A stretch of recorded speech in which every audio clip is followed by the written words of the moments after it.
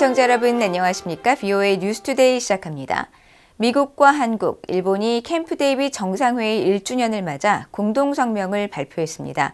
북한의 사이버 활동을 비롯한 영내 도전에 공동으로 대응하겠다는 의지를 재확인하면서 삼국 협력이 필수 불가결하다고 강조했습니다.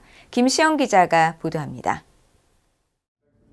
조 바이든 미국 대통령과 윤석열 한국 대통령, 기시다 후미오 일본 총리는 17일 발표한 공동성명에서 우리 일본, 한국, 미국 정상은 역사적인 삼국 정상회의 이후 1년간 삼국 협력에서 이룬 대단한 진전을 기념한다고 밝혔습니다. 이어 삼국 정상회의 정신은 우리에게 계속해서 영감을 주고 캠프 데이비드에서 우리가 수립한 원칙은 전례 없는 협력의 로드맵 역할을 하고 있으며 우리는 영내와 세계의 안보와 번영 증진이라는 공동의 목표를 달성하기 위해 함께 노력하고 있다고 강조했습니다.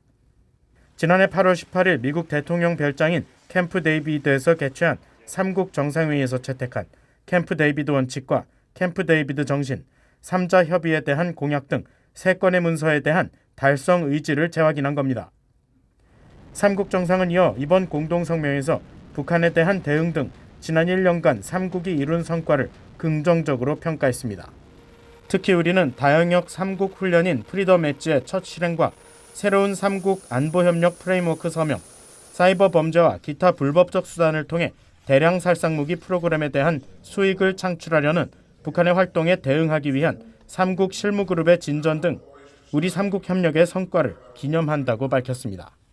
이어 우리는 인도태평양의 평화와 안정을 유지하고 공동의 비전을 지키며 세계의 가장 큰 도전에 맞설 준비가 돼 있으며 우리는 일본과 한국, 미국 간의 협력이 오늘날의 도전에 대응하는 데 필수적이고 번영하는 미래를 위한 발판이 될 것이라는 확고한 믿음을 가지고 있다고 밝혔습니다.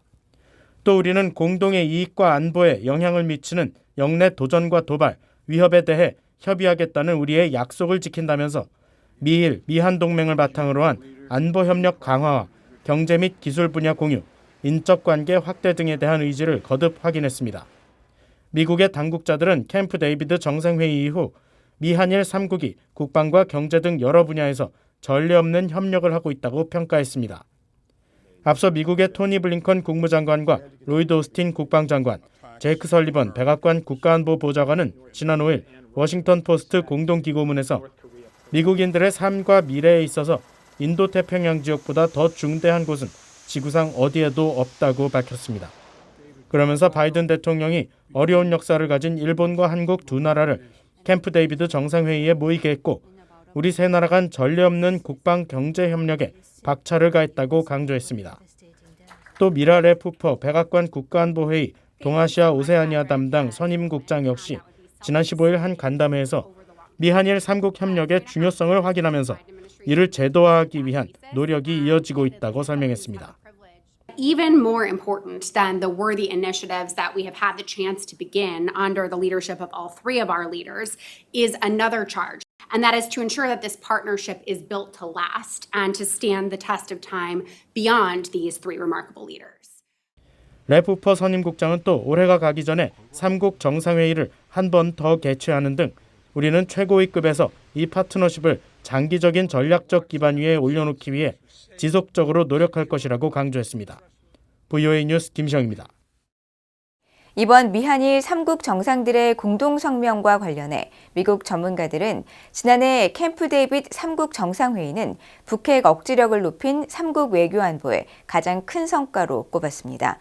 북핵 위협뿐 아니라 북러 협력 등 점증하는 동북아 안보 위기 속에서 확장 억제력을 한 단계 끌어올렸다는 평가인데 다만 한국과 일본 사이에선 과거사 문제가 여전히 과제라고 분석했습니다.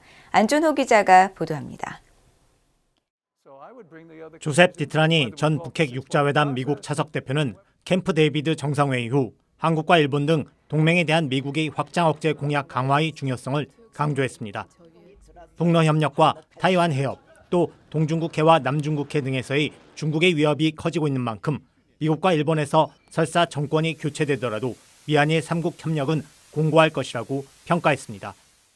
Given the imperatives there and the progress that's been made already between Japan and South Korea and the United States, I just don't see any sort of any, if you will, movement towards in a more negative direction. I think it's only going to be movement in a more positive direction, where the alliance between these three countries will become even that much stronger with joint military exercises, etc., to show that we are cohesive in that regard. So, 앤드류 여 브루킹스 연구소 한국 석좌도 캠프 데이비드 3국 정상회의는 조 바이든 대통령의 외교 정책 유산 중 가장 큰 성과 중 하나이며 한국의 윤석열 대통령과 일본의 기시다 후미오 총리에게도 지금까지 성과 중 하나라고 평가했습니다.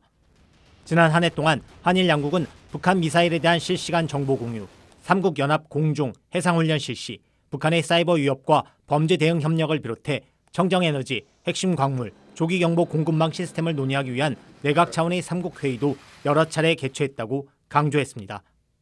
다만 바이든 대통령과 기시다 총리의 퇴임 후에도 3국 협력의 성과와 동력이 지속될 수 있을지는 과제로 남아있다면서 도널드 트럼프 전 대통령이 대선에서 승리할 경우 동북아의 양자 및 3국 관계에 불확실성이 커질 수 있다고 지적했습니다. 로버트 랩슨 전 주한미국 대사대리는 3국 정상들은 캠프 데이비드 정상회의 약속과 정신을 제도화하고 기념하기 위해 끊임없이 노력했다고 평가하면서도 한일 간의 갈등은 과제로 남아있다고 지적했습니다. 특히 캠프 데이비드 체제의 전반적인 내구성과 그 근본 정신에 대한 우려는 여전히 한국에 있다면서 지난주 서울에서 한일 간 역사 문제를 둘러싼 긴장은 또 다른 새로운 정점으로 치닫고 있다고 지적했습니다. 에반스 리비어 전 국무부 동아태 담당 수석 부차관보도 3국 정상회의는 바이든 행정부 외교 정책이 대표적인 성과 중 하나이자 동북아와 동아시아 지역 안보와 외교 역사에서 가장 중요한 발전 중 하나라고 평가했습니다. 그러나 지나치게 낙관적이거나 한일 관계에 계속 부담을 주는 복잡하고 고통스러운 유산을 무시하는 것은 현명하지 못하다면서 윤 대통령은 일본과의 화해와 협력을 위한 노력에 대해 소위 진보 세력으로부터 전방위적인 공격을 받고 있고 일본 내에는 일본의 잔혹한 한반도 점령의 비극적 유산을 인정하지 않으려는 세력도 있다고 지적했습니다. 이어 지난 1년간 한일 관계의 안정과 정상화, 미국과의 3국 협력 체제 구축에 엄청난 진전이 있었지만 3국 지도자들의 지속적인 리더십과 결단력, 비전과 용기가 있어야 이 틀이 더욱 발전할 수 있을 것이라고 강조했습니다. BOA 뉴스 안준호입니다. 오늘 11월 대선에 앞서 미국 민주당이 당의 정책 방향을 담은 2024 민주당 정강 정책에서 불법적인 미사일 역량 구축 등 북한의 도발에 맞서 우리의 동맹들, 특히 한국과 함께했고 앞으로도 그럴 것이라고 밝혔습니다. 민주당은 18일 발표한 92쪽 분량의 9개 분야 정강에서 조 바이든 대통령의 리더십 아래 미국은 일본, 한국과 함께 역사적인 3국 캠프 데이비드 정상회의를 개최했으며 한국과 워싱턴 선언을 채택했고 일본과 3국 억제 논의를 확장했다고 밝히고 바이든 대통령은 북한의 핵 및 미사일 프로그램 개발에 의해 가해지는 위협에 맞서기 위해 동맹과 협력해왔다고 강조했습니다. 앞서 공화당은 지난달 8일 발표한 2024 정강에서 인플레이션과 국경, 정부, 노인과 어린이 등의 관련 과제를 10개 분야로 나눠 정책 방향을 제시했으며 한국과 북한을 특정하지는 않았지만 동맹 강화 부분에서 우리는 평화와 안정, 번영의 미래를 보장하기 위해 영내 동맹 네트워크를 재건할 것이라고 강조했습니다. 최근 홍수 피해를 입은 북한 평안북도 의주군에 대규모 천막촌이 형성된 장면이 위성사진으로 포착됐습니다. 우주에서도 식별될 정도로 여러 곳에 적지 않은 규모의 천막촌이 만들어졌는데 수해가 발생한 지 3주 가까이 그대로 남아있어 복구에 적지 않은 시간이 소요되는 것으로 보입니다. 함지아 기자가 보도합니다. 북한 평안북도 의주군 일대를 촬영한 18일자 플래닛랩스의 위성사진에 넓은 대지를 덮고 있는 주황색과 노란색 물체가 포착됐습니다. 이들 물체가 포착된 곳은 모두 4곳으로 가장 넓은 곳의 면적은 5,539제곱미터에 이릅니다. 또 4개 물체가 덮인 대지의 면적을 모두 합치면 17,000제곱미터가 넘습니다. 이 같은 대규모 천막단지가 식별되기 시작한 시점은 8월 초로 최근 이 일대의 수해로 수많은 사망자와 이재민이 발생한 직후입니다. 따라서 심각한 피해 뒤 포착된 주황색과 노란색 물체들은 운동장과 공터 등에 설치된 수백 수천 개의 이재민용 천막으로 추정됩니다. 특히 수해가 발생한 지 3주가 가까이 지난 시점까지 여전히 천막단지가 철거되지 않았다는 점에서 피해 복구 작업이 끝나지 않았음을 추정할 수 있습니다. 앞서 한국 언론은 북한 수해로 인한 사망 실종자 규모를 1000에서 1500명으로 추산했었는데 이에 대해 김정은 국무위원장은 엄중한 도발과 모독이라는 표현을 쓰며 이를 부인했습니다. 앞서 미국의 전문가들은 북한의 사회 기반 시설에 대한 투자 부족이 이번 수해 피해를 키웠다고 지적했습니다. Well, there is a very huge deficit in investment in DPRK's infrastructure.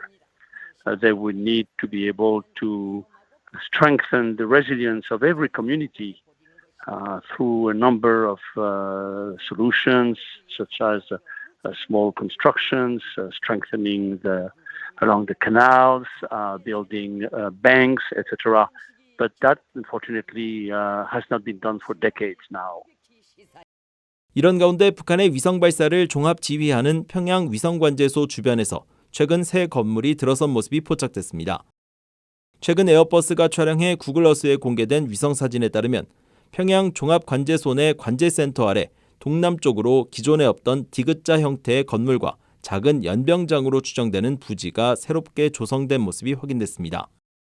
이곳에는 과거 군부대 혹은 위성관제소 관련 부속시설 추정 건물 2개 동이 있었지만 지난 2022년 화재로 전소됐던 곳으로 BOE는 앞서 지난해 11월 플래닛랩스 위성사진 분석을 통해 해당 부지 곳곳에서 골조가 윤곽을 드러낸 모습이 확인됐다고 보도했었습니다.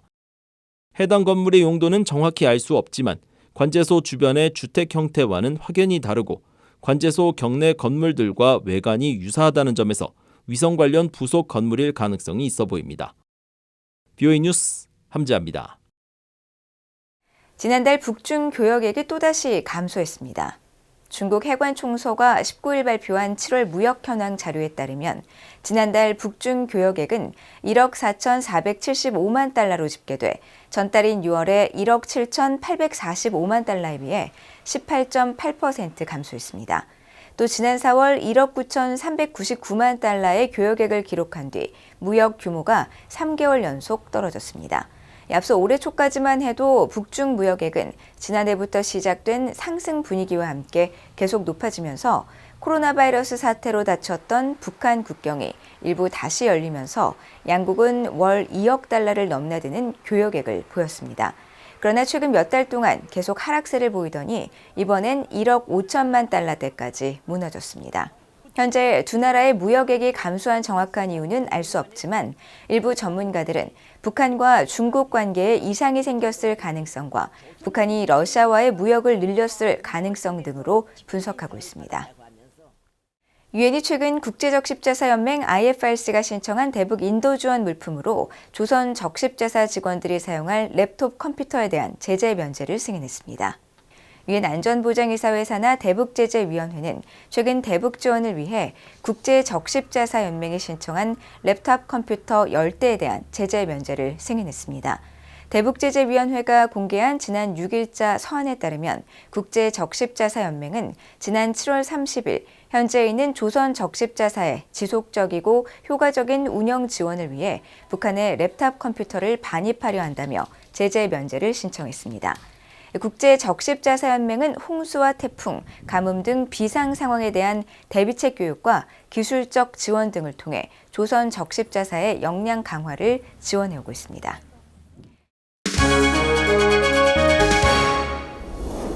국제뉴스입니다.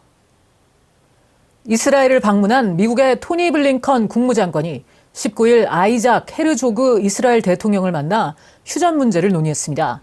휴전 논의 등을 위해 9번째 이스라엘을 방문한 블링컨 장관은 이날 기자들에게 지금은 인질들을 집으로 돌려보내고 휴전에 합의하며 모든 이들을 오래 지속되는 평화와 안보의 길로 이끌 결정적 순간이자 아마도 가장 좋은 마지막 기회일 것이라고 말했습니다.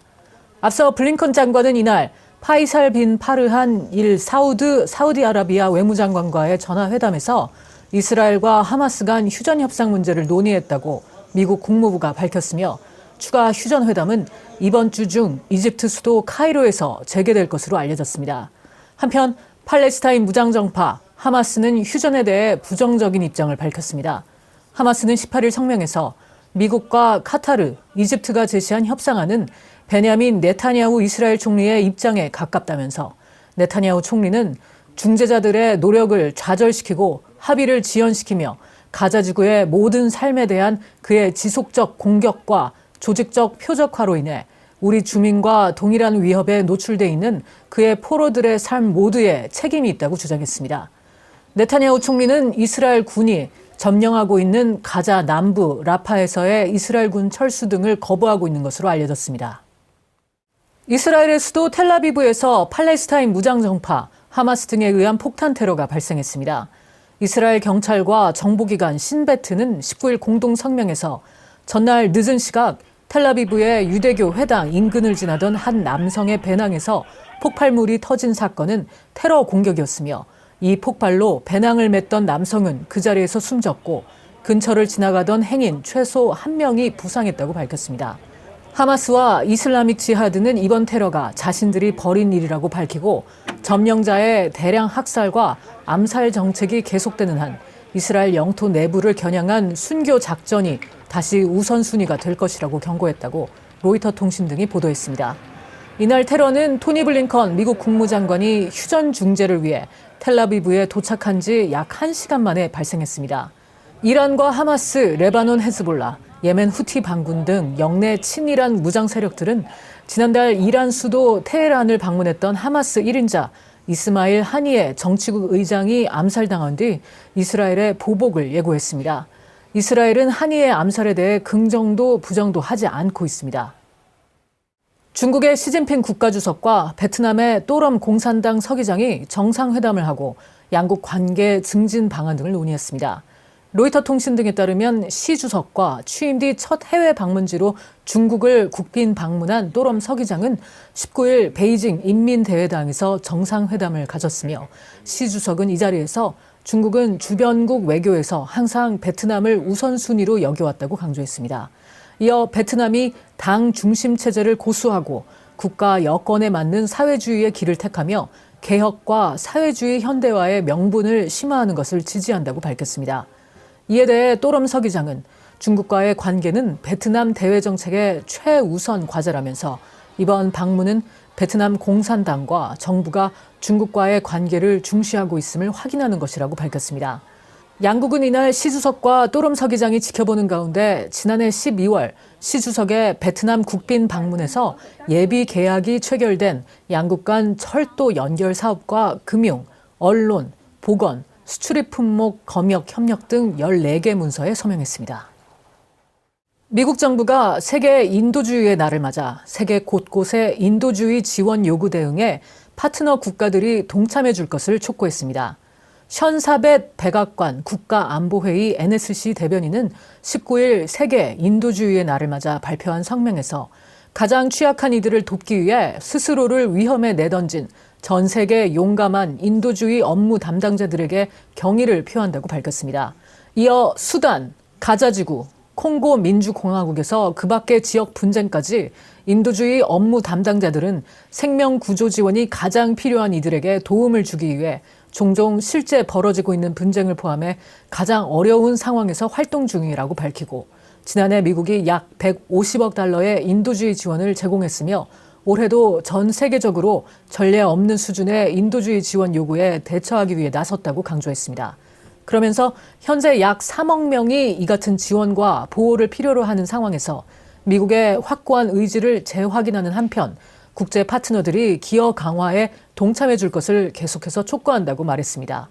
세계 인도주의의 날은 2003년 8월 19일 이라크 바그다드의 한 호텔에서 발생한 폭탄 테러로 사망한 당시 유엔 사무총장의 이라크 담당 특별대표 등 22명의 인도주의 담당자들을 기리기 위해 2008년 유엔 총회에서 제정됐습니다. 지금까지 국제뉴스였습니다. 이상으로 BOA 뉴스투데이를 모두 마칩니다. 시청해주신 여러분 고맙습니다.